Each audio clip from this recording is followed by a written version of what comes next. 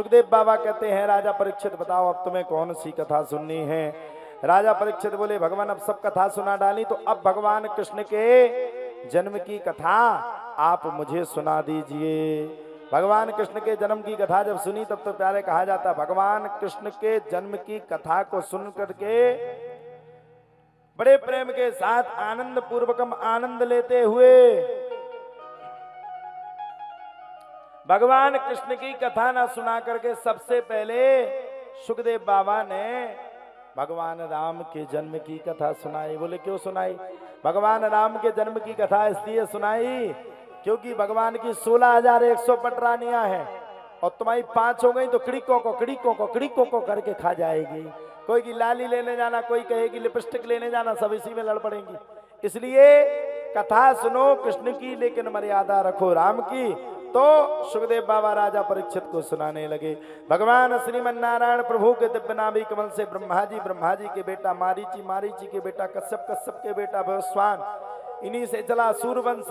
सूर्य के पुत्र सिद्धादेव मनु जिनकी सिद्धा नामक पुत्री के कोई संतान नहीं हुई, आगे चल करके परस्पर इन्हीं के पावन वंश में आगे चल करके योवनाश हुए जिन्होंने ब्रह्मवंश अभवंत जल को पी लिया था। इसलिए योवनाश के ही उधर से मानधाता, मानधाता के सत्यवत और इनके वंश में हरिश्चंद्र, हरिश्चंद्र से रोहित, रोहित से बाहुक, बाहुक के सगन नामक 60,000 पुत्र हुए। अश्वमेघ यज्ञ का घोड़ा इंद्र चुरा करके चल गया और कपिल मुनि के आश्रम में जाकर के बांध दिया। क्रोध में आकर के कपिल मुनि ने 60,000 पुत्रों को नष्ट कर दिया। अब क्या किया जाए? तब कहा गया कि गंगा मैया के स्पर्श से इनका उद्धार हो गया। एक के बाद एक राजा मृत्यु लोक को प्राप्त हुआ। अब की बार भागीरथ जी का प्रकट उत्सव हुआ और उन्होंने गंगा मैया को मनाने का सतत प्रयास किया और गंगा माता पृथ्वी लोक पर आ गई। बोलो गंगा महारानी की।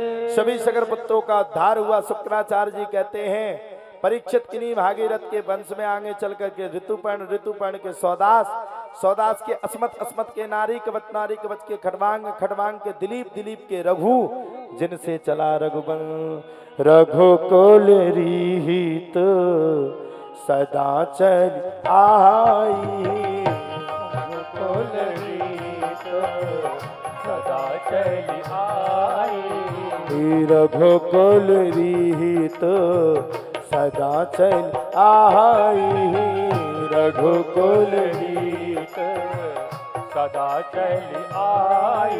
ओ रघुकुल रीत, रघुकुल रीत, ओ रघुकुल रीत, रघुकुल रीत ओ सदा चली आई। प्राण जाए पर बचन न जाई, प्राण जाए पर बचन न जाई। रघुकुल की रीत आई। रघु के आगे चल करके अज के बेटा दशरथ, और दशरथ की प्रायः कोई संतान नहीं थी तो उन्होंने पुत्रेष्टि यज्ञ करवाया। रानियों ने खीर को पाया और चैत्र मास पर भगवान ने ठीक 12 बजे, नवमी की तिथि पर ठीक 12 बजे, दोपहर के 12 बजे भगवान राम राजा सरकार का प्रकट उत्सव हो गया।